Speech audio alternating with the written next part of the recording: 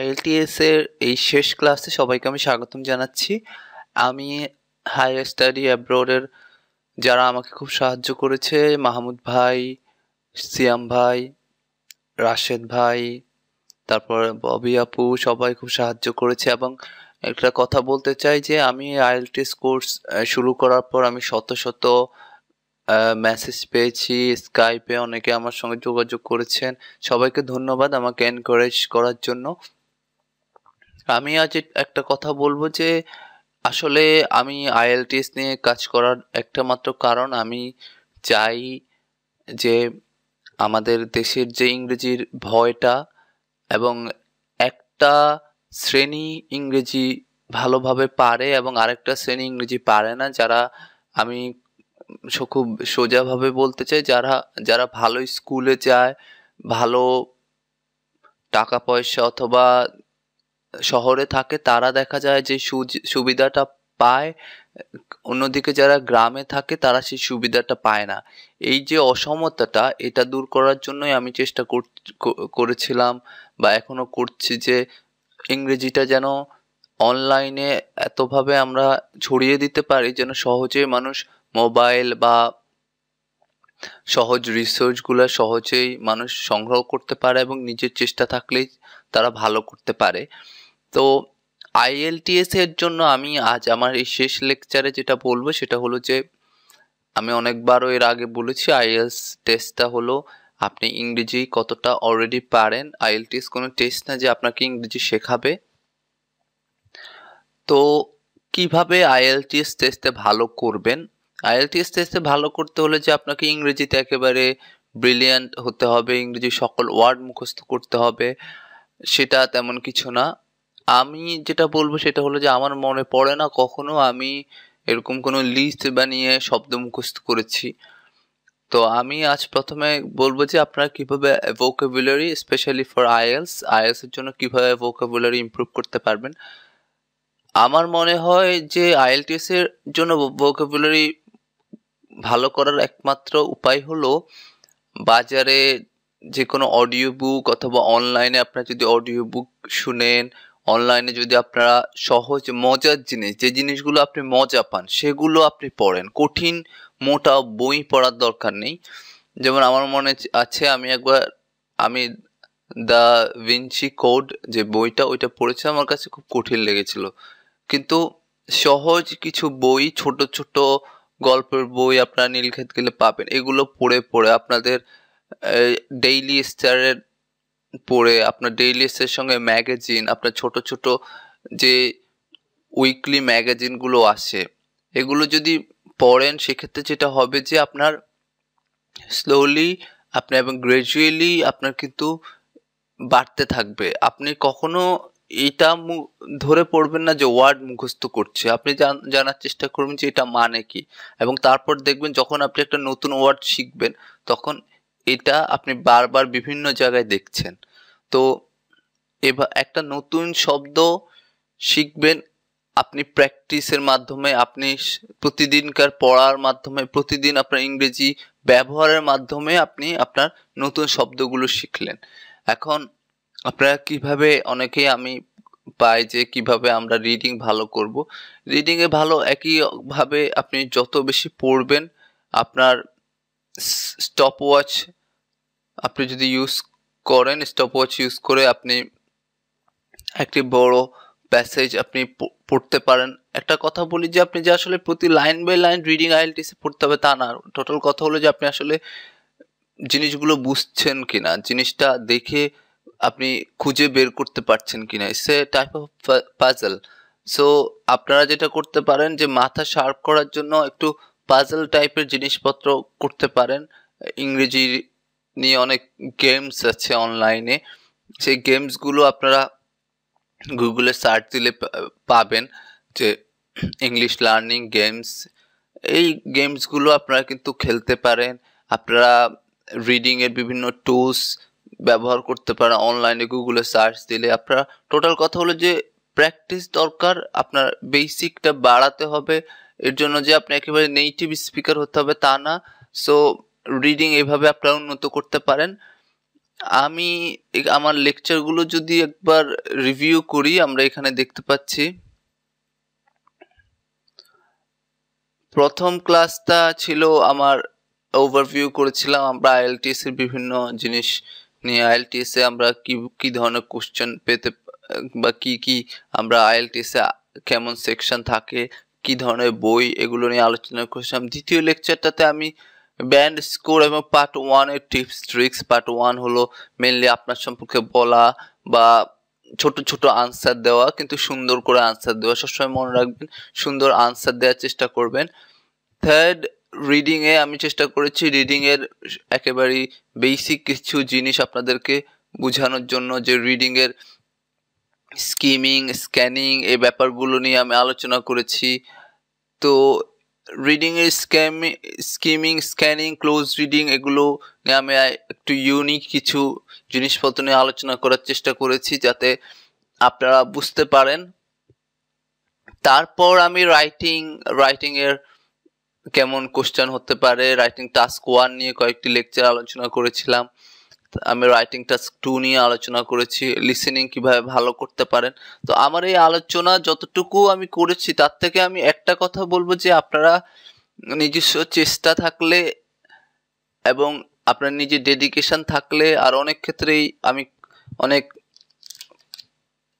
Message পাই যে ভাইয়া কোন কোচিং সেন্টারে যাবো। হ্যাঁ, কোচিং সেন্টারে যে আপনি যাবেন না সেটা আমি কখনোই বলবো না।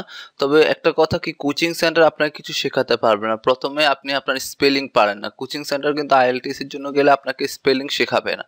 সো যদি কোচিং সেন্টারে যেতে চান কোনো মানা নেই, অনেকেই কোচিং সেন্টারে গিয়ে ভালো ফিল করে, কারণ কোচিং সেন্টারে গেলে আপনি আপনার পাশের অনেককে পান প্র্যাকটিস করার জন্য, কথা বলার জন্য। কিন্তু আমার কথা হলো যে কোচিং সেন্টার আপনাকে কিন্তু ভালো একটা স্কোর দেবে না যতক্ষণ না। তো আমার কথা হলো যে আপনারা প্রথমে যদি নিজেরা খুব ভালোভাবে চেষ্টা করেন, নিজেরা ভালোভাবে রেডি হন, তারপর কোচিং সেন্টারে যদি যেতে চান তখন গেলেন, গিয়ে আপনারা একটা ক্র্যাশ কোর্সে অনেক পরীক্ষা দিলেন, আপনার ভুলগুলো শুধরিয়ে নিলেন, ওইখানে টিচারদের সঙ্গে আপনার রাইটিং শুধরিয়ে নিলেন। টোটাল কথা কয়েকটা দিন আপনি শুধু আইএলটিএস নিয়ে থাকতে পারলেন। দিনে আপনি আইএলটিএস কোচিং সেন্টারে গিয়ে প্র্যাকটিস করলেন এবং রাতে আপনি নিজে প্র্যাকটিস করলেন। তো কিন্তু আমি কিন্তু কোনো কোচিং সেন্টারকে রেকমেন্ড করছি না, আমি জাস্ট বলছি যারা কোচিং সেন্টারে যেতে চান। আর যদি কেউ কোচিং সেন্টারে না যেতে চান তাকে স্বাগতম, বা তাকে আমি খুব ধন্যবাদ যে নিজের প্রচেষ্টায় আপনি যদি ভালো করতে চান। কারণ আমরা যেহেতু বাইরে যাব আইএলটিএস দিয়ে অনেকে, সেহেতু বাইরে কিন্তু কোনো কোচিং সেন্টার, কোনো এরকম হেল্প যে কেউ আপনাকে প্রাইভেট টিচার, সো এই যে ডিপেন্ডেবিলিটিটা বাংলাদেশে হয়ে গেছে, আমরা সবসময়ই মনে করি যে কোচিং এর টিচার ছাড়া হবে না, আমাদের এক্সট্রা হেল্প ছাড়া হবে না। আসলে আমরা নিজেরাই যেটা পারি। সো কেউ যদি নিজেরা করতে চান সেক্ষেত্রে আপনাকে আমি ধন্যবাদ দেব। আর এখানে কয়েকটি জিনিস হলো যে, প্রথমেই আমি এখানে একটা কথা বলি, আমি আজ আর একটু কথা বলে শেষ করব। প্রথমে আইএলটিএস এ আপনি কত ব্যান্ড স্কোর পেতে চান সেটা আপনি আগে ঠিক করতে হবে। আপনার ইংলিশ যদি ভালো হয়, আপনি যদি ইংরেজি মোটামুটি ভালোভাবে বুঝেন, মোটামুটি ভালো, যারা অনার্স করেছেন 4 বছরে ইংরেজিতে, তাদের আমার মনে হয় 6.5 পাওয়াটা সম্ভব। আপনি কোচিং সেন্টারে না গিয়েও 6.57 পেতে পারেন যদি 4 বছর ইংরেজিতে অনার্স করে থাকেন, যেটা বেশিরভাগ ক্ষেত্রে এখন বাংলাদেশে করে থাকে। আর আপনার যদি ইংরেজি খুবই দুর্বল হয় সেক্ষেত্রে আগে আপনি ছোটখাটোভাবে নিজে কাজ করুন। ইন্টারনেটে অনেক রিসোর্স আছে, ওইগুলো খুঁজে বের করুন।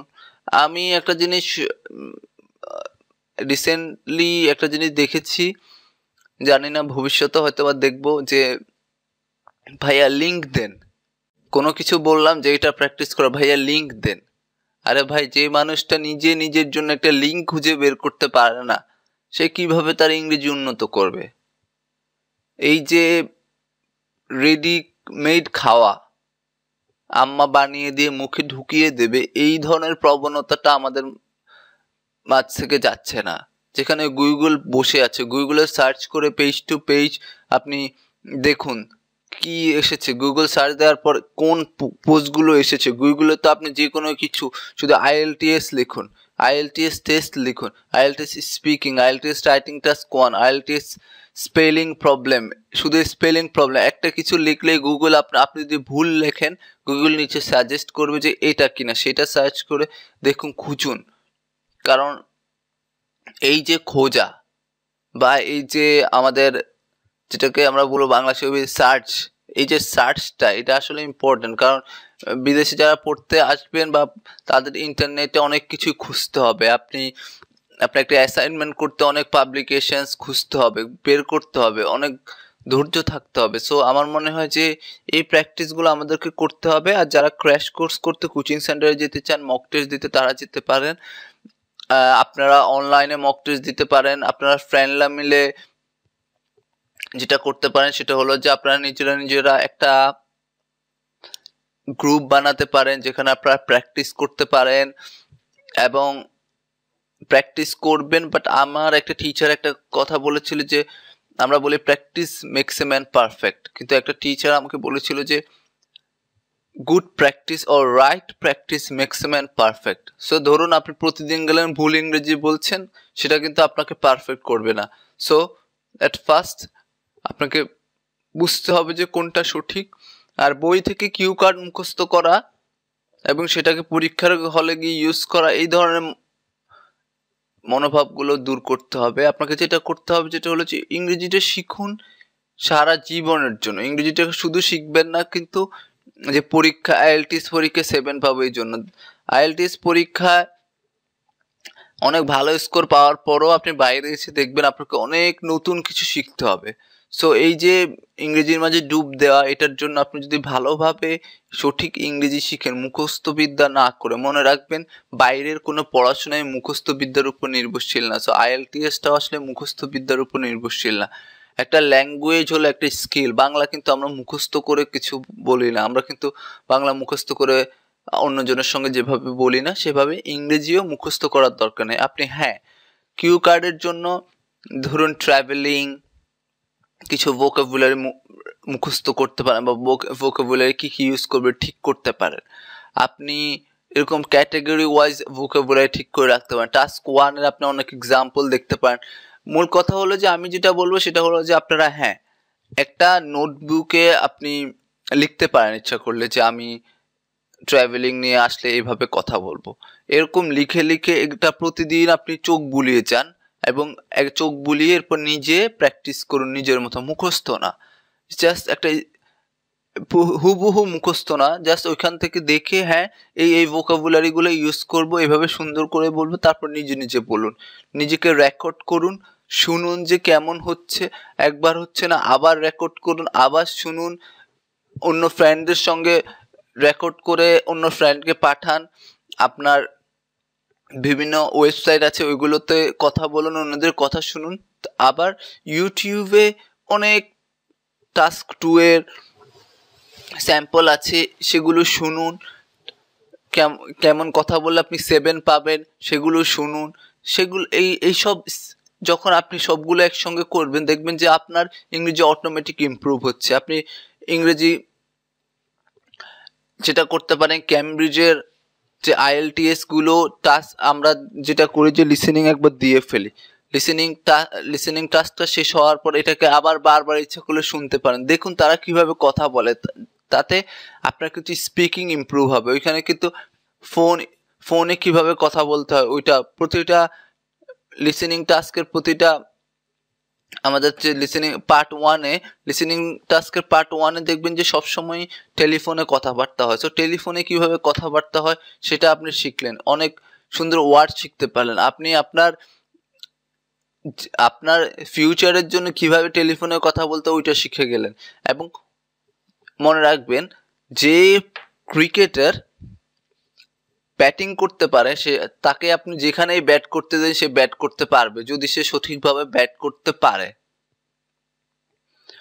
সো আপনি যদি ইংরেজি বলতে পারেন আপনি আইএলটিএস টোফেল সবকিছুই পারবেন। এই জন্য আমাদের জেনারেল ইংরেজিটা ইমপ্রুভ করতে হবে।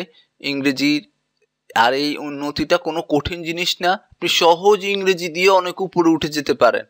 কিন্তু আপনাকে ইংরেজির মাঝে ডুবে যেতে হবে, ইংরেজি বলা শিখতে হবে। যেভাবে পারেন বলেন না, আস্তে আস্তে ঠিক হবে।